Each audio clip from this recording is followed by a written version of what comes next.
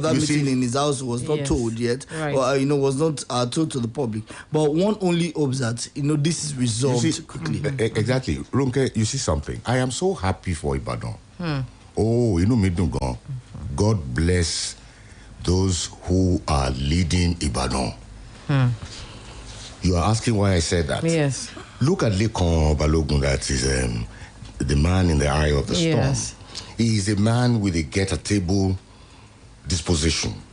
Okay. He's an erudite scholar, a Marxist. He was a lecturer in Europe, in America, a senator and a politician. He is a fit and proper person for the vacant stool of Olubadan of Ibadan land. I think the other chiefs. Right. Yes, a lot of people are angry because of what happened, and all that. And do they not have the right to be? Does that cover? Of course, they have a right to be. If not for, like Plato said, if not for Senator our Baba, if not for our Baba that stood his ground, if not for Senator Ladoja, what would have happened to that age-old succession system? All right? And I think the other chiefs should just be magnanimous enough to let this fly, as history will remember them for their virtuousness for saving the seamless succession regime of Olubadan of Ibadan land. As for Lekon Balogun and his camp, this is the proper time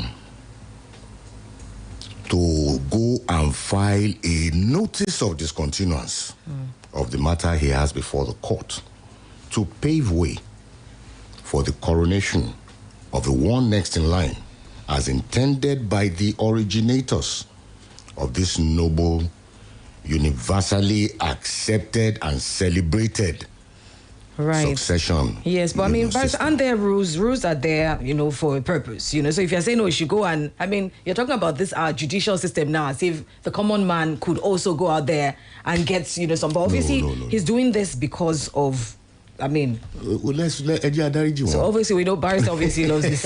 Obviously we know Barrister. Don't forget. Yes. I was like a lone voice in the wilderness when all of this started. I warned Ajimobi not to go near that territory at all. But who knows the wisdom? He's that guided him. And Ibadan Indiji was telling me jokingly, and he said, "Ikulo Joba Abadan." And actually, that's that. Okay, so I see what you mean. Okay, someone has to die for someone. Because someone has to die for you to ascend the ladder, exactly, and it's like a long ladder, really. And you could always imagine.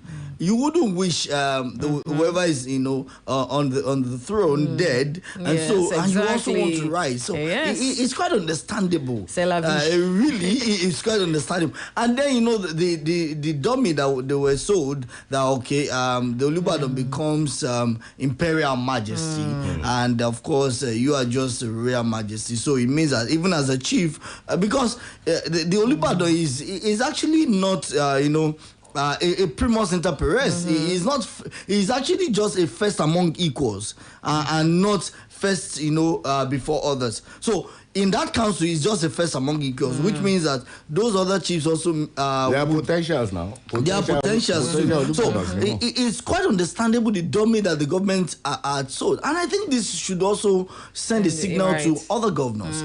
You see, age-long traditions. Now, let me say this: that there is nothing that says that tradition is sacrosanct or culture is sacrosanct. Culture is culture is dynamic. However, in the face of civilization, when you begin to tamper with what is called culture and tradition, you are going to make, especially to suit. Exactly. Now, you're going to make a lot of people lose sight of what their culture. Now, some people have raised the question of, why was Olubadan buried in Muslim rites? And not in traditional rites? Because some people don't even know what it means to be buried in traditional rites. And a lot of these things. So we lose our sense of culture. I agree with you. So that's why it's important that, we must try to protect it. I've had an argument with someone just yesterday, and he was trying to say, we say ancestors.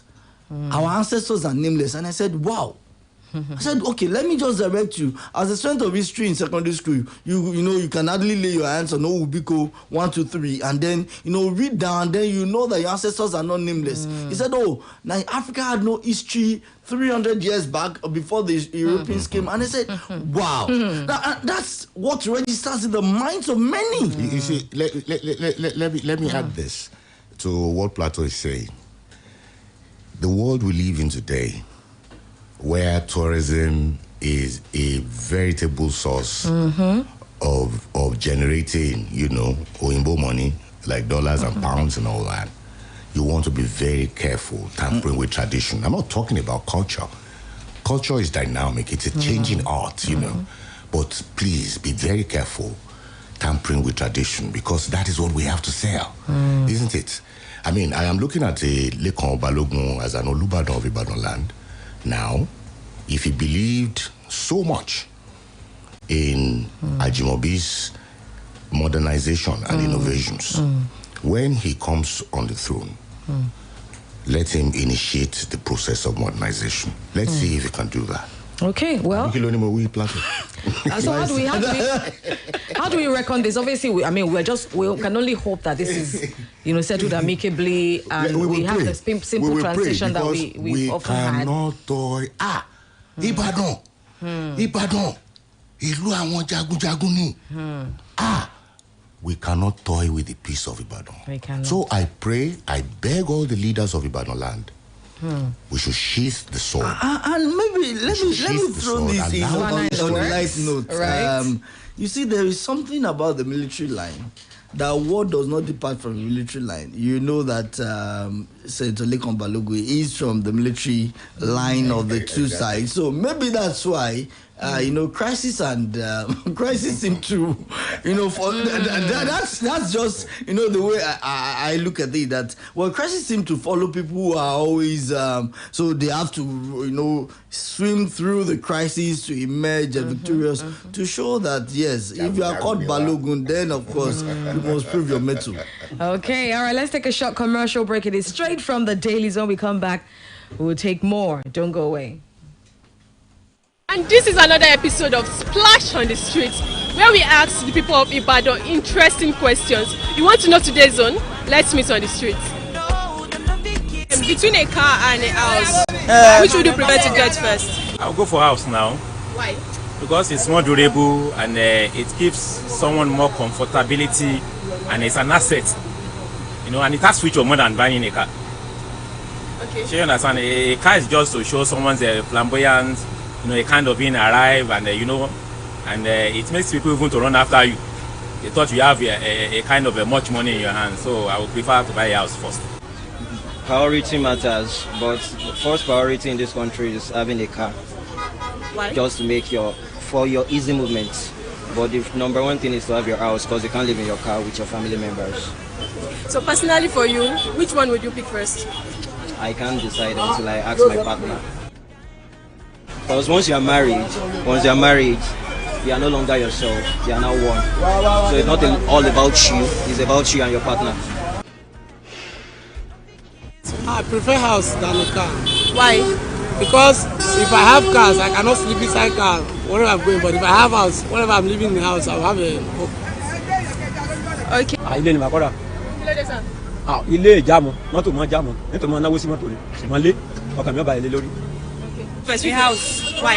Because I can have issues with car later on, but house.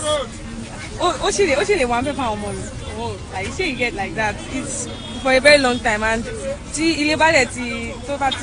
you can just review. In car, you just sell everything. Now, house. Why? House is an asset.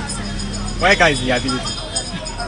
When you ilé wa okay, because motor leleyi at any time motor le license, so o le to be le license ni so ti ní damage tí kò sí pé bá kiri kankan mọ́, so o ti lose motor nìyẹn. But ilé ò move lọ anywhere. At any time kan o tún lè fi lè ṣe another business mi tó jẹ́ kó tún lè mówó wọlé fún ẹ. Either kò fi rent àbí kó lọ bí bóyá orí pé ilẹ̀ yẹn ti wà, orí ilẹ̀ yẹn ti wà increase, in price ó lè ta kó tún fi lọ wá local place mi tó tún máa tún ra tó tún lè build another house sí so ilé pè mí o ó sì wà important gan. Wise man said, follow the star, there you shall find a piece of advice. Hi guys, my name is Abibola Balogun and this is the city of Ibadan. 50 million naira for to Nigeria or free ticket to UK, Kemalo, you can travel out of Nigeria. Kí n tó Nàìjíríà ni.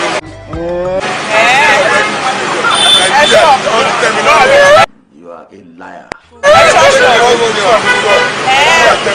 UK man.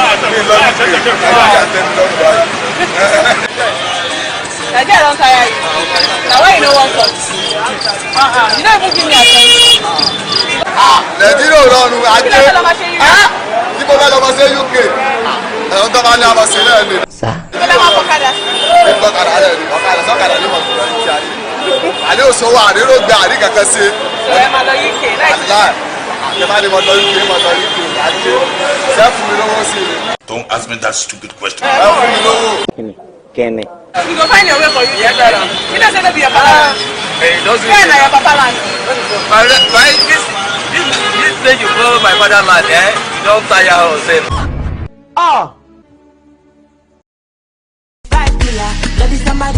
Don't take my energy from your padora. My past. Do you prefer a light-skinned girl or a dark-skinned girl? It depends on what I like. I might see some features in a lady that is light, which might not be in the other lady might not have it, which is dark skin. So it depends. Light. Wow. I prefer light. Why? Light. Because if I eat anything light, I can be able to walk, but if anything, I will just sleep. God of mercy. I'm a pastor, you know how they call me. Sure, you understand? I am a pastor. The one God has given to me. My wife is is a dark lady. Though I like light lady, I like anything that will make your eye to be shine like this. But you know, whatever God has given to you, just hold it like that. Light skin guy because I'm black.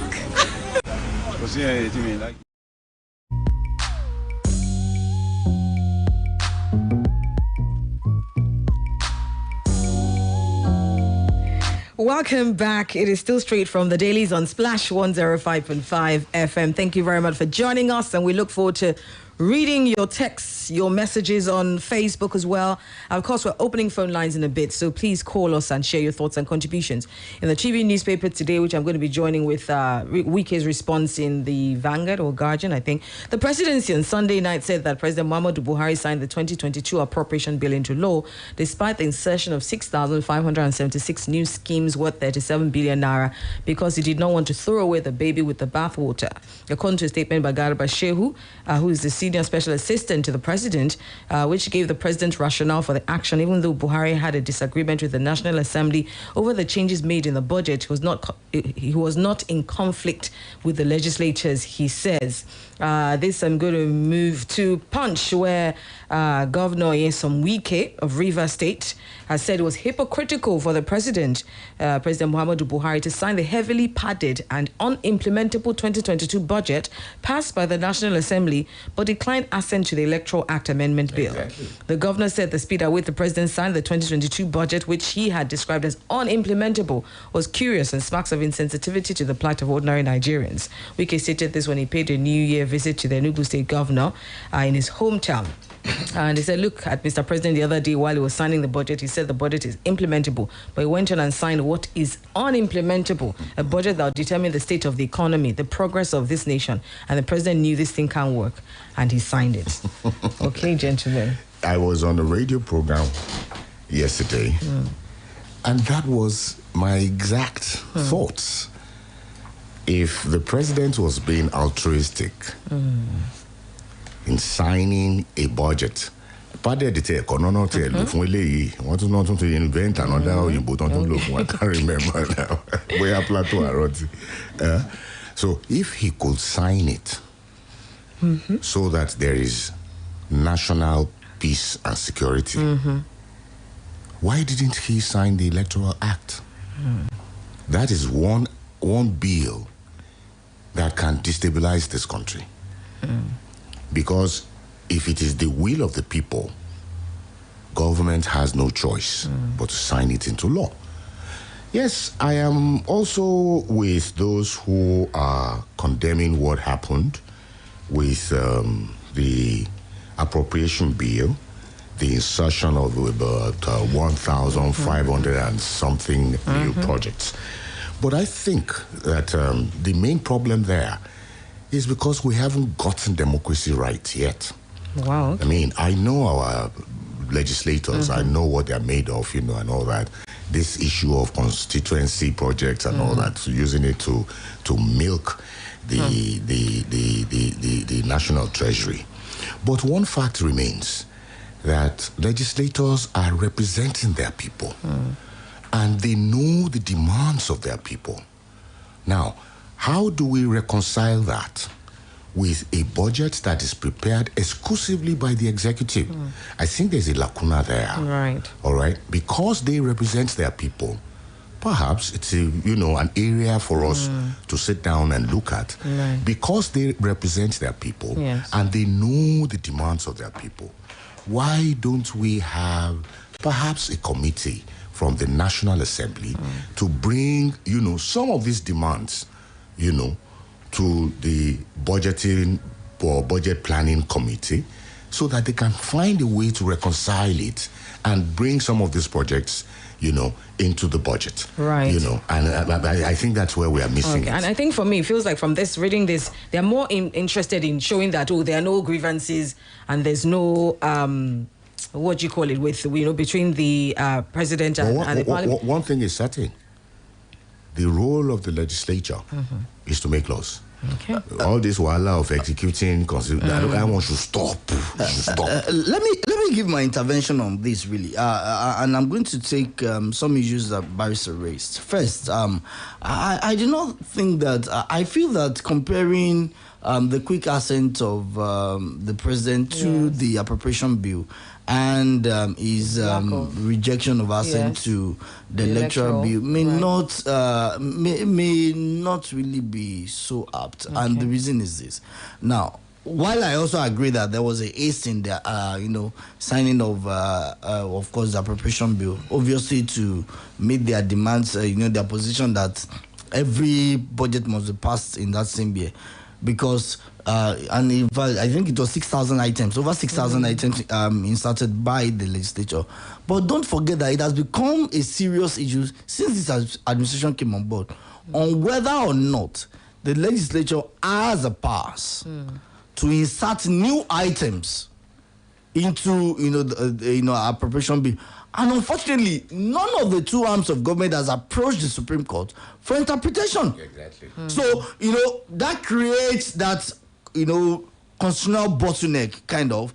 Maybe that's also why, how that became an issue under the Saraki-led Senate, and now it is still an issue. But again, Barrister said that, of course, these legislators are closer, they are the closest to the people, and so should know what their people want. But in this case where you are not bringing projects that are essentially the duties of local governments. That's true. And yesterday, I gave the example of Femi Gbajabiamila's facilitated projects in Surulere. And these are projects of tarring of roads, which are the duties of the local governments. In fact, he commissioned a good number of them in December. If you look at the litany of those roads, these are the duties of local governments. And now the local government gets allocation, but the federal government is now the one carrying out this. So the money that should have been budgeted to a federal road is now used for what the state government abdicated its responsibilities for. That is why I am proposing that in the course of preparing the budget, let us have the Senate's budget committee, or maybe National Assembly, or whatever name it will be called. Let them bring what their people want. We will look at the money we have. We will look at the projects. whether they are or not, what Plateau is saying, whether they can fit into the federal budget, and so on and so forth. So these are problems you can resolve. And let me also add that it's also possible for us to have, a sync between the federal government and the state governments with their legislators in the preparation of the national budget. If you want us to do a project by the local government, we can do it in consortium, as a consortium kind of with the state government. Okay, and then the state government would have to include it in its own budget. But a situation where we are trying to reap the federal, of course, which is obviously getting too much of allocation, because in this situation now, over 1,000 line items were removed for over 6,000 to be included by the legislators. Right. I actually saw a post yesterday, and I was asking a question. And I have heard similar things happening in the present budget. Now, if you will permit me, Ronke, let me read it. I hope it is not true. October 2016, federal government approves for dualization of Calabar-Itu Road. May 2017, Federal Executive Council approves 54 billion naira for reconstruction of Calabar-Itu Road to a 4-lane expressway. July 1, 2018, federal government mobilizes contractors with 11 billion for Calabar-Itu Road. December 2019, federal government to raise funds from Sukuk bonds for Calabar-Itu Road. July 2020, federal government to begin work on the dualization of Odupani-Itu Road in few weeks. February 2021, federal government to complete Calabar-Itu East-West roads with NDDC funds. December 2021, federal government releases 185 billion for dualization of Calabar-Itu. Calabar-Itu Road, well, Barrister, I don't know how to. Let's use Lagos Ibadan. What always happens is budget performance is not always 100%. If you have a line item in the budget, most times they don't even release up to 30% of.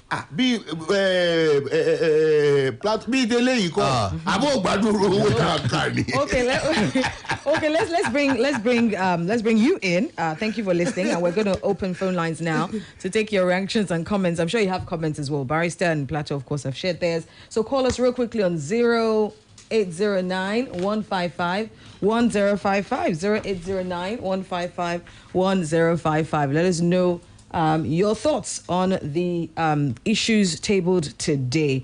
All right. Have we got somebody there? Hello, good morning. Good morning. Good morning. What's your name, please? Ilori from Makacha.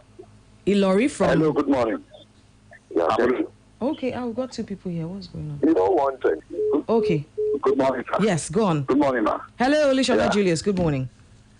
Good morning. Good morning, Barrister. Good morning, Plato. Happy New Year. Good morning, Happy New Year. This is going to be a very good New Year for all of us. Barrister, it is a Molokoyin.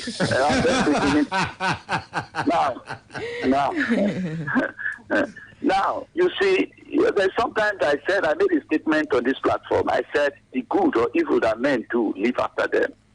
On the issue of Olubadan, honestly, from a genuine mind, I commiserate with the good people of Ibadan and Oyo State in particular that we've lost a very great man that stood when that dynasty was about to be changed, to be eroded with a strict doctrine. But now, it's the turn of Senator Leko Balogun, and these things are jumping on him. You see, as human on earth, as we come into the new year, we should start getting it right, so that we don't know what goes around sometimes again comes around. And we must make sure we get ourselves right and make sure that we toe the line of righteousness and good thing. And as we do this, we will find out that easiness will start to walk way into our life. But when we try to erode the laid down principle, then things will be working on the other side. Barrister, I will catch you up today and I'll collect my chicken. Good morning, sir. Thank you very much, Olishola Julius. All right, let me take some comments off Facebook. Shitu Adio says, who told Barrister that new electoral act is the will of the people? Perhaps the will of biggest noisemakers. Why limit political parties to just one way of nomination of the candidates, which is direct primaries? Hello, good morning. Hello, good morning. What's your name, please? This is Ayukoto. I'm calling from Melora. Hello, Ayukoto. Thank you. You know, on the issue of Olubadan. It is a pity that the former governor Ajimabi is no more. He would have seen how he has destroyed the legacy led by his forefathers. It is very, very disappointing.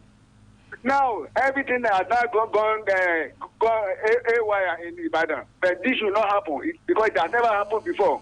We only appeal to other kids like said Onafuwa that they should allow the sleeping dog to lie. They should not go to court. Because when, as I always say, when there's a peace in the particular community, it means the master there has not gone off. Governor Giwa has treated many things, but they need to forgive and forget everything.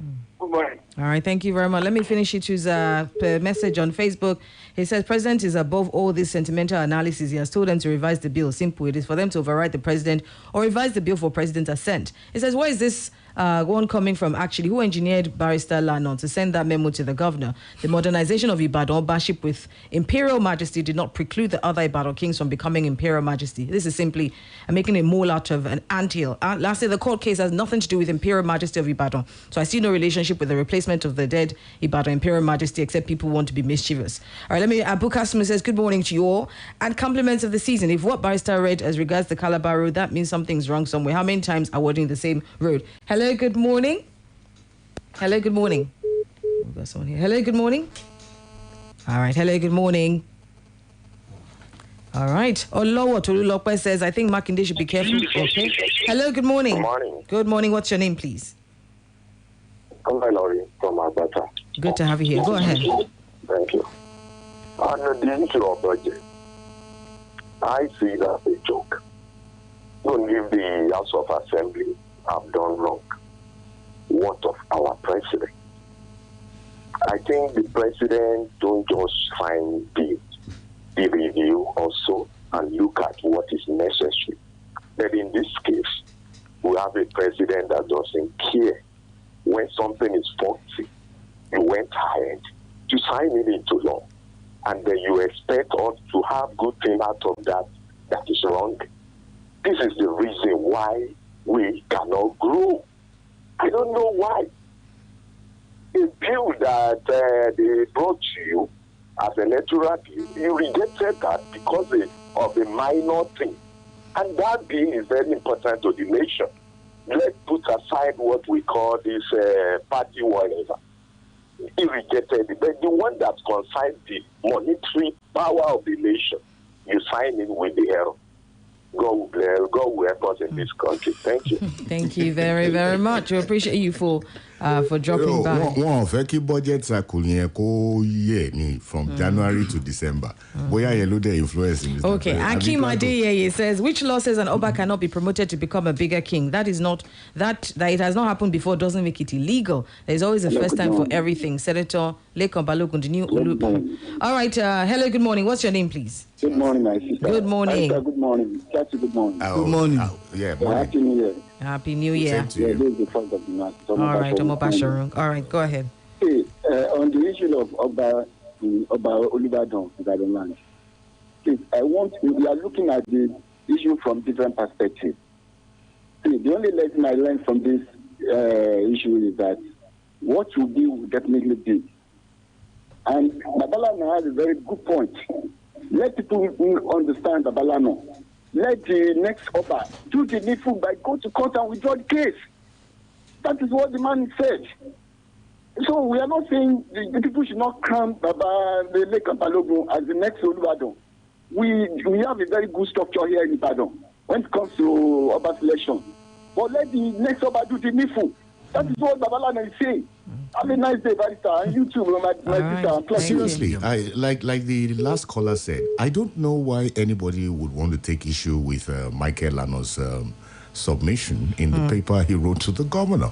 He is a man of peace. He wants peace. And I think the only thing he requested for, so that everything goes as smoothly calling as should attention be, is to file a notice of is not discontinuance. anything bad anyways. Okay. All right. Omo Ageshin says some people believe to be loyal to Seyi Makinde and Senator Ladoja, have been pushing some dangerous narrative pertaining to who should be the next Olubadan of Ibadan land. They have been trying hard to nail Senator Lekan Balogun, the Olubadan, waiting with their rhetoric. They said since he already wearing a crown, he's no longer part of the Olubadan Council. Excuse me, where is it written that someone that has been crowned cannot be elevated to Ulubadan rank? No. Dr. Lekan Balogun has committed no wrong for choosing to be crowned by the latest administration, and that hasn't terminated his right to become the next Ulubadan. He has been on queue most probably before Makinde himself was born, so he dare not try nonsense. But Aladoja should wait his turn. At least 2 more people are in front of him. I wish him long life. Anyway, let's get something right. The judgment of the court, that is still subsisting had restored the status quo. That is the most important thing. And that is why we are saying this new one that was instituted by Lekan Balogun should be withdrawn. Okay. They should discontinue it. That's all. All right, let's go back. Let's go to the phone lines real quickly. Hello, good morning. Good morning, Ronke. Hello, Reverend Koye. Good morning. Well, mine this morning is not to join lawyers to cause further confusion. But rather, I think it's to congratulate Senator Lekan Balogun as the next in line to Olubadan. Igbaya to Alarao. We look forward to all the parties doing the needful. So let's forget about the legal rigmaroles. Lawyers are confusionists. I have a lawyer son. I always tell him, you people, you compound things a lot. So please, what Baba Ajimobi did, or like, as I used to like to call him, what our Egbon Ajimobi did, is bringing modernization. There is a popular saying in the Ibadan land. They say, Mogaji Ibadan, bi oba bomi. Mogaji Ilu Ibadan, bi oba lu bomi. So he was only bringing honor to all these people, to whom honor is deserved. And like maybe Plato said, I believe if Oba, the incoming senator comes in, he should look at that because he loves it and he has taken it. He should make it possible. He should make it workable.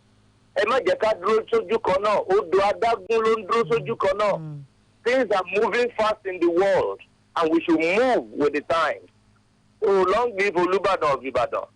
Ọlọ́run adáríjì bàbá tó lọ. So bàbá tó dẹ̀ ń bọ̀ náà ìgbẹ́ á tù wá lára. Happy New Year, everybody. Thank God you bless you very all. much. Same to you. Thank you very much, Reverend Koye. Thank you. Big thank you for our special chicken. As usual. Thank you. All right, let's take this one. Hello, good morning. Hello, good morning. Hi, Chigozie. Hello. Hello, Chigozie. Hello, good morning. Hello, we can hear you. Can you hear me? Oh, sugar. All right, sorry, Chigozie. Hello, good morning. Hello, good morning. Oh, sugar. All right. Okay, hello, good morning. Hello, good morning. Good morning. Good morning. I think this question I just wanted to ask. Fine, the election has passed on, and by virtue of the lineage, it's Baba Senator Lekan Balogun's turn to become the leader of the election. So Senator Lekan Balogun and some members of the leaders of the council have been crowned by the late former governor. When is he going to take that crown? He's going to take that crown for him. I've never heard from the history of anyone in the world that one of us leaves a troop from another to become another in another place. I want an explanation to that so that we don't just mix issues. Okay. So if they try to let the sitting God lie, I think it's better. No, I'm in my 60s. If you had been following, we're going to inherit the crown late governor gave to Lekan Balogun and the Baba Senator. Okay. I just want an answer to that. If you had actually been following us, you would have heard we said there is a subsisting judgment of a court of competent jurisdiction that nullified that process and restored the status quo. And that is, as of today, the law. Okay. Well, I think again we know that civilization has brought some maladies, one of which is issues of abdication of throne, and in fact the position of king. So when you say that a lot of things have changed. However, as a cultural person, it brings again the question of what's the cultural implication? What's the traditional implication of you having a king? Another Obajugbo wants to be enthroned while an Obajugbo is still somewhere. It raises serious issues, and I hope that it's going to generate some scholarly discussions. Anyways, that's my own interest. All right, well, that's all we can do today. Thank you very much, gentlemen. Thank you so much for your wonderful analysis of today's news stories. Thank you very much for listening. Thank you for your calls, text messages. Thank you for being a part of the program. All right, I'm Ronke Giwa Onafuwa, and join me at 8 o'clock. We'll be talking about some of the, obviously, if you want 2022 to be productive, there's certain habits you need to inculcate, and we're talking about one of them today. I'm going to also be making a big announcement at 8:30, a big announcement. If you've been following my social media, then you know that I have been, quite teasing on my social media page. So I'm going to be making an announcement at 8:30. So make sure to tune in then. Thank you for listening. Sports Bag is up at 7:30. Don't go away. I was going to ask you on Instagram.